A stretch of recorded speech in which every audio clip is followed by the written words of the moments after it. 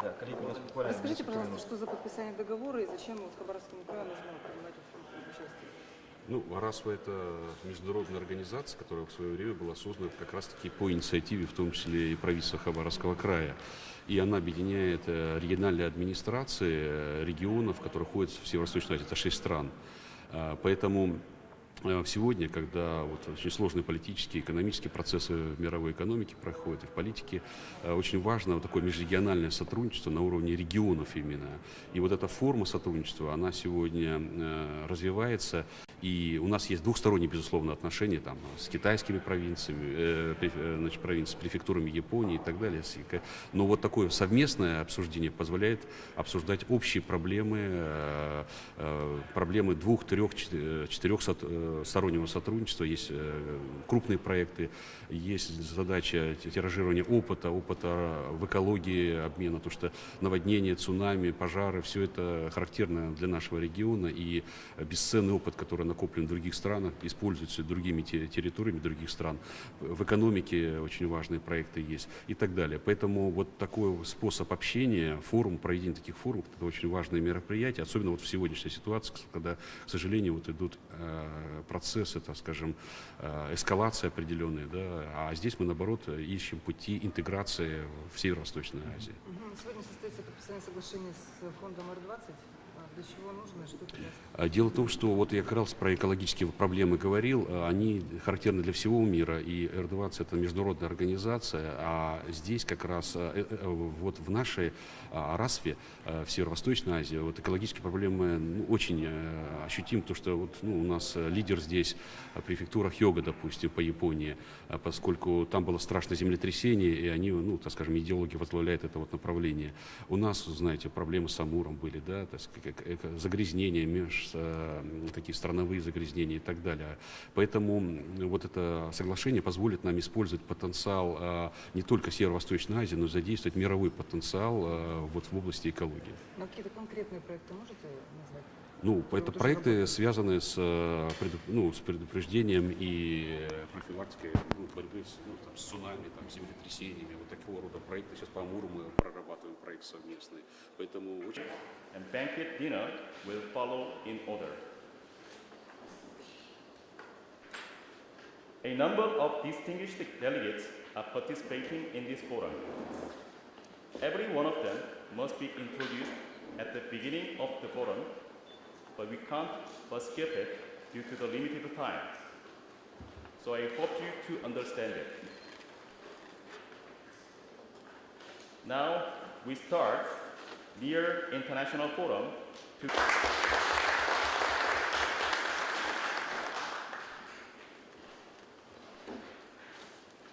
President of R20, Your Excellency, Madam Lee In-sun, Vice Governor of 경상북도 Province.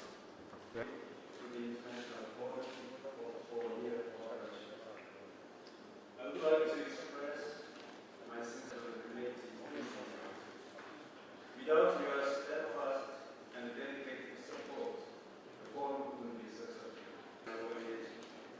This year marks the 6th anniversary of the International Forum, organized with the bright theme for growth and prosperity, and admitted Northeast Asia is at the forefront of this transition, and it is one of the world's 3 economic pillars. Therefore, the Northeast Asia.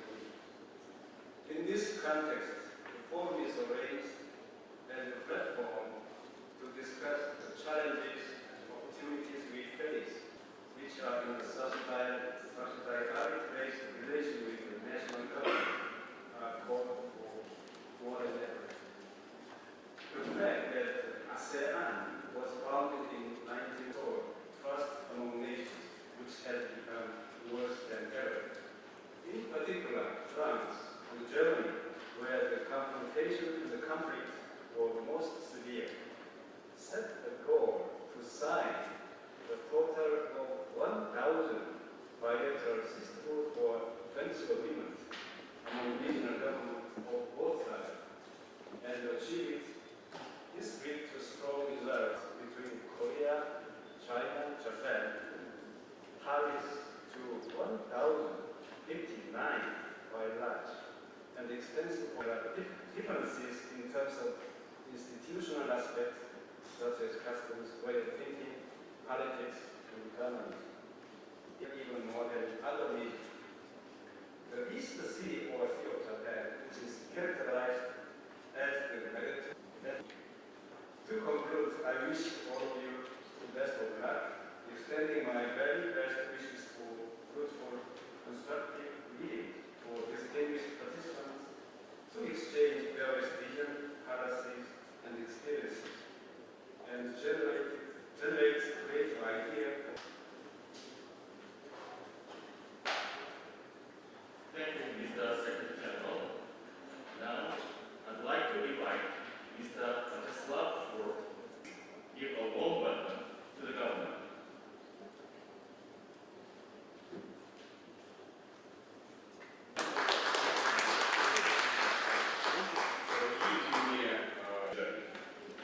Уверен, результаты данного форума позволят нам выработать совместные решения администрации на пространстве Северо-Восточной Азии с целью ответа задач на укрепление благополучия и дальнейшего развития стран Северо-Восточной Азии. Губернатор Хабаровского края.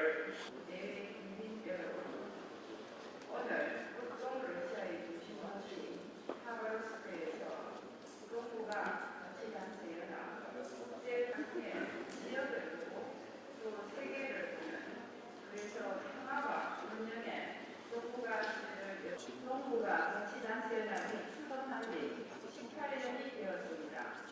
처음에는 420개 단체로 경상북도 경주에서 출범하여 조화롭게 융합할 때 새로운 동북아 시대는 열릴 것이라고 생각합니다. 동북아는 상생과 협력의 시대 정신을 되새겨야 할 것입니다. 이를 위해서는 동북아의 공동 번영을 통한 여정이 없습니다. 국가 간의 제도화된 협력의 틀이 옹대구대 없이 동북아의 문화는 이미 시작되었습니다. 유라시아, 한태평양, 북방항로로 대면되는 지리적인 공간은 분명 새로운 기여의 요인, 항로의 개발은 동북아의 물류혁명을 예고하고 있습니다. 이에 경상북도는 이러한 국제적 여건에 따라 한동해를 이용한 북방지역과의 충상, 농수산, 항만, 에너지, 관광 등의 협력을 확대하고 지리적으로 가까운 포함 영일만항을 유라시아 시대와 한반도과 러시아 연해구간의 전기 여객선 운항, 영일만항, 브라디보스토크 한간의 물류 철도 연결은 동북아 지역의 공동 운영을 위해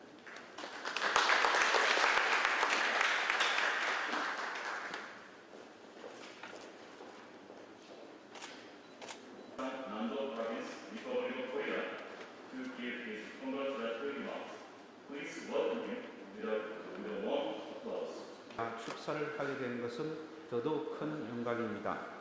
이 자리를 빌어 이번 포럼의 성공적인 개최를 위해서 자리를 마련해 주시고 반갑게 맞아 주신 존경하는 바체슬라프 시포르트 하바롭스크 주지사님과 알렉산더 보리조비치 부지사님께 특별히 감사의 말씀을 드립니다. 또한 포럼을 준비하느라 애쓰신 김재호 니어 사무총장님을 비롯한 관계자 여러분께도 감사의 말씀을 드립니다. 지난 인류 역사를 돌이켜볼 때 동북아시아의 화합과 번영은 전 세계의 평화를 위해서라도 매우 의미 있고 중요하다고 할 것입니다. 지난 20세기 전반부에 동북아시아에서의 반목과 갈등이 세계의 평화를 위협하는 큰 전쟁으로 기결되어 선량한 수많은 생명을 잃는 불행한 일이 발생한 바가 있습니다. 따라서 우리 동북아시아에서는 자국의 이익만을 주장하는 일방적인 힘의 논리가 아닌 서로 이해하고 배려하는 양방향의 열린 공생의 논리가 특히 중요하다고 할 것입니다. 러시아 속담에 아무리 나쁜 평화도 어떠한 전쟁보다 낫다는 말이 있듯이 오늘 개막하는 니어국제포럼이 동북아시아의 평화와 경제적 공동번영에 기여할 수 있기를 기대합니다. 대한민국의 동남단에 위치한 저희 경상남도는 기계, 조선, 자동차 산업 등이 발달되어 대한민국의 눈부신 경제 성장을 견인해온 성장 엔진 역할을 해왔습니다.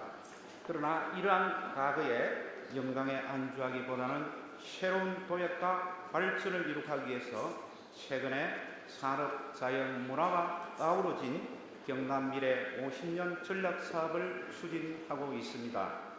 이러한 저희의 새로운 미래 전략이 동북아시아의 공동번영에 기여할 수 있기를 희망하며 니어회원 자치단체 여러분들의 많은 관심과 지지를 부탁드립니다. 끝으로 일찍이 러시아의 대문호 알렉산드로 푸시킨은 삶이 그대를 속일지라도 노하거나 슬퍼하지 말고 슬픈 날을 참고 견디면 즐거운 날이 오고 말 것이라고 이야기한 바가 있습니다. 아무쪼록 이번 니어국제포럼이 푸시킨의 바램처럼 상호 이해에 기반한 열린 소통을 통해서 평화로운 미래를 준비하는 오늘이 되기를 다시 한번 희망합니다. 다시 한번 존경하는 바치슬라프 시포르트 하바롭스크 주지사님께 감사의 말씀을 드립니다. 참석하신 모든 분께 행운이 함께하기를 기원드립니다. 볼라가다르 바시. 경상북도 Republic of Korea. His Excellency 조진래 Deputy Governor Province of 경상남도 Republic of Korea. And ladies and gentlemen, I'm very honored and pleased to deliver keynote speech address at the International Forum organized by Association of Northeast Asia Regional Governments entitled The Northeast Asia Community as a Regional Community of Oneness. The year 2014 is a particularly significant in that it marks 150th anniversary of the onset of Korean emigration to Russia. It is also 130th anniversary of Russo-Korean Treaty of 1884 on friendship and trade. As such, it is hoped the International Forum held during this meaningful year with special World War first emerged as a result of the ever-growing tensions between the second mover Germany, whose national power was expanding rapidly, and its existing power England. In the aftermath of the World War first, the international community set out to decrease the cost of the war by establishing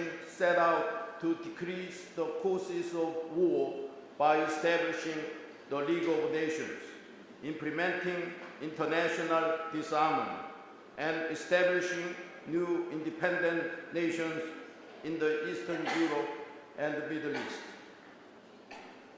However, despite these efforts to install peace, human society remains unable to fully evade the perils of the war 100 years after the end of the epochal war.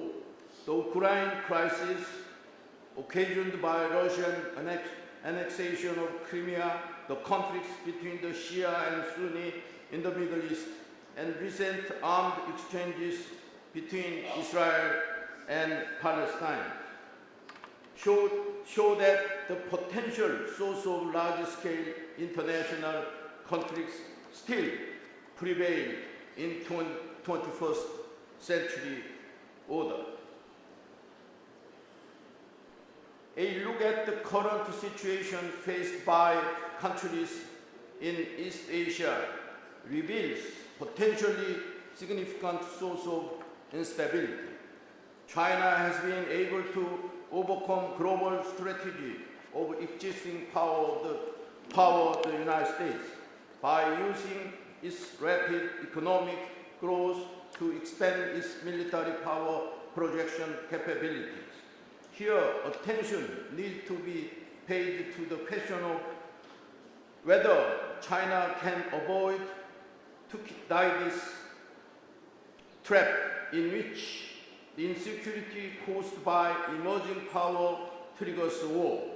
In response to China's actions, Japan has begun to make preparations to develop naval forces that is based on U.S. Marine Corps, a move that heretofore have been regarded as taboo. It has also crossed the proverbial Rubicon by officially recognizing its right to collective self-defense. In addition, the strained ties between North Korea that has continued to develop weapons of mass destruction, such as nuclear weapons and missiles, and a South Korea that has required that the North should abandon its nuclear ambitions, has been introduced a steady source of potential conflicts in East Asia. Territorial disputes between countries, unresolved historical issues, the emergence of nationalism, and expansion of armament have resulted in international politics in the Northeast Asia region. Furthermore, the countries within the region has faced additional common security tasks stemming from factors such as low growth, aging society, and serious environmental problems. At the same time, it is prospective that the competition to ensure not only oil and gas, but also other sources of energy, such as shale gas and rare earth elements, will be further intensified. The problems associated with the climate change caused by global warming have the potential to lead to local disputes associated with water shortage in some regions, and to the emergence of natural disasters, such as large-sized typhoons in others. In this regard, it is necessary to establish thorough countermeasures and preventive measures to ward off such potential dangers. The Cold War between East and West that endured for the century ended along with the collapse of Soviet Union in 1990. This was followed by post-Cold War and globalization eras. Discourses on creation of new Asia based on cooperation rather than ensnared in the past history and ideology has been actively carried out in individual countries. However, the peace-oriented East Asia order launched in early 21st century has recently faced crises and disputes reminiscent of those of the 19th century. The situation of the 21st century simultaneously characterized by post-Cold War globalization in today's East Asia, which has reflected moving forward with co-prosperity based on the post-Cold War and globalization eras, and going back to the new Cold War era by falling victim to the pitfall of power transition. Under East Asian order, which is standing at the crossroad, it will be desirable to choose the way of exchange and cooperation for peace and prosperity, rather than confrontation. Factors, the Northeast Asian region has exhibited tendency to move toward politics, diplomacy, and security, have worked initiative as a means to overcome these conflicts. It remains unclear as to whether Northeast Asian peace and cooperation provide an opportunity. The actualization of the Northeast Asian community is political sovereignty, peaceful resolution of disputes, and the respect of international law will consolidate the to become actively involved in formation of a regional community combining communists recently began to surface in Northeast Asian region. Park Geun-hye government of the South Korea has recently presented Eurasia initiative aimed at accomplishing economic integration by most of the countries in Northeast Asia must now play their assigned roles in opinion as pertains to the roles that should be played by Korea, Russia, in terms of the establishment wider regional cooperation. Presents a key element of peace and prosperity on Korean Peninsula under such a circumstance when Russia has security cooperation. There are many objectives, reasons for Korea, Russia to come together in bringing about multilateral effects for Northeast Asia cooperation must be established between two countries. The top priority regarding the peace structure in Northeast Asia. A breakthrough must be achieved to foster cooperation between the countries in the Northeast Asia region. First, despite the territorial dispute with Russia regarding Northeastern tripartite cooperation centering on large port, it also has exhibited an interest in Korea, Russia, PPRK tripartite cooperation in the sectors of logistics and energy. In addition, exchange and cooperation between local governments have been continuously and actively carried out even amid continued conflict in Viewed from this standpoint, I anticipate the current forum will highlight the numerous cases of successful exchanges and cooperation, as detailed suggestions on measures to increase cooperation. The grassroots exchange and cooperation between local governments. I firmly believe that the 2014 New York International Forum hosted by Secretariat of the Association of Northeast has served as a capital of Paris, Russia, has the opportunities and historical significance to facilitate cooperation between crisis and opportunity. Lastly, I'm sure that this 2014 Ladies and gentlemen, I am pleased and honored to be participating in this international forum organized by NEAR as President of AIR20 and looking forward to discuss the local action and objective of the Road to Paris 2015 process, in particular the World Summit of Region for Climate in October that I am organizing with Air20. France has decided to host the COP21 climate conference in Paris in 25.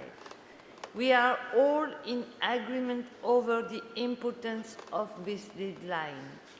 The soon-to-be ending Kyoto Protocol, the last report by the IPCC, and the repeated lack of success in climate negotiation are culminating factors that have prompted us to form an effective response and no longer sit idly by.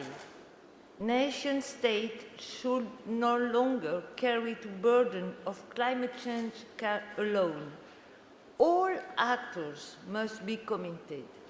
Today's international bodies recognize a more important participatory role of the supranational level, one that collectivity upholds a bottom-up governance strategy. It is within this framework that region and city can bring about new and fresh approach to the issue. I am sure that the local level can benefit the global and vice versa. It is incidentally the same motivation as the Durban Adaptation Charter for local government. It is for this reason that the Air20 want to bring together nation, region, and city together in refuting fatalism and responding to climate change by creating the foundation for a new green economy. With existing technology, we can reduce carbon emission by 2015, while promoting affordable energy, creating jobs, and generate the growth of the green economy. This is why I am invested in Air20 effort. As president of the board, alongside former California Governor Arnold Schwarzenegger, the founder of the Air20, who is heavily involved in sustainable development. Air20 was launched in 2010 after the failure of the Copenhagen talk. The Air20 mission is to help subnational governments in identifying and developing low carbon and renewable energy projects. Air20 is working with the leader of local community, region, and provides in order to facilitate the implementation of projects. Air20 is a coalition of different actors that accompany regions in their transition to a green economy. Today, it is a consortium of more than 500 states, provinces, and regions, which also include 13 partners from the technology sector and affiliation for 100 investors across the green finance network. In developing and establishing the project through the three key actors, region, enterprise, public and private investors. Air20 seeks to empower subnational actors to contribute to their policy for sustainable development. We are organized with the support of the French Minister of Foreign Affairs and International Development in France, Mr. Laurent Fabius, the World Summit of the Region for Climate that will be held in Paris on the 10 and 11 of October 2014, in support of the Paris Climate Conference in 2015. The goal of the World Summit of Region on Climate Change is to propose a series of recommendations and promote best practices by all the following actors. We need a bottom-up approach. Nation, state, region, province, cities, companies from different sectors of the green economy. And we are also take this opportunity to announce the launch of an international mobility program that includes vocational training for the young people. The program focuses on the job of the future and more specifically on those requiring skills for green projects.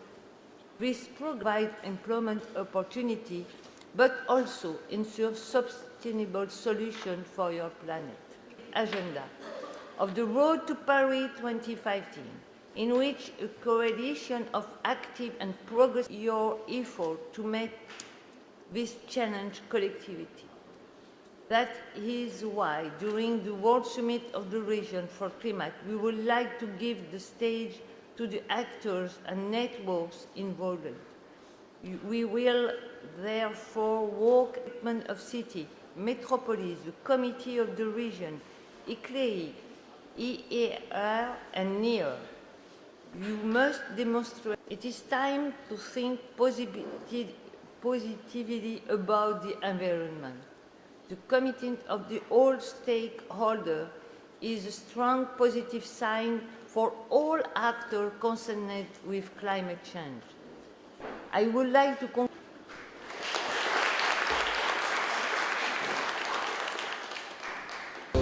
But what do we really know about Khabarovsk territory? Do we know that Khabarovsk territory originated at the border of two worlds, the East and the West? Do we know that Khabarovsk territory is the crossroads of the major transport arteries of the country? The Trans-Siberian and the Baikal-Amur railways, air and sea roads, and a federal highway from the European part of Russia. This hub is the transportation heart of both the economy of our country and the global economy. Is it really possible that the heart is in some remote, obscure region?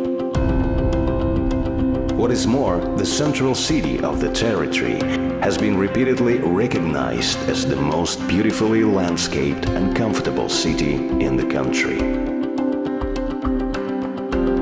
We are sure that Russia is rich in resources, and its natural beauty is second to none in the whole world. But do we really know where these resources are concentrated? Where has Russian nature survived in its primeval form? Khabarovsk territory has its own 7 wonders that parallel the 7 wonders of the world. The Amur tiger, graceful, powerful, and princely. Amot, a mysterious lake that emerged for no apparent reasons. The blooming lotus, which attracts an impressive pilgrimage of tourists. The bridge across the Amur. This is the crown of the Trans-Siberian Railway, the winner of a gold medal at the Paris exhibition. The petroglyphs of Sikhachi-Alyan, Mesolithic art from the same time as the Egyptian pyramids. Dusse-Alyan, with its overwhelming beauty of the mountain lakes. And of course, the famous Shantare, which in 2014 was awarded National Park status. But Khabarovsk territory also has some very practical economic resources. Khabarovsk territory is the only place in Russia where tin is found and is the leader in gold and platinum mining.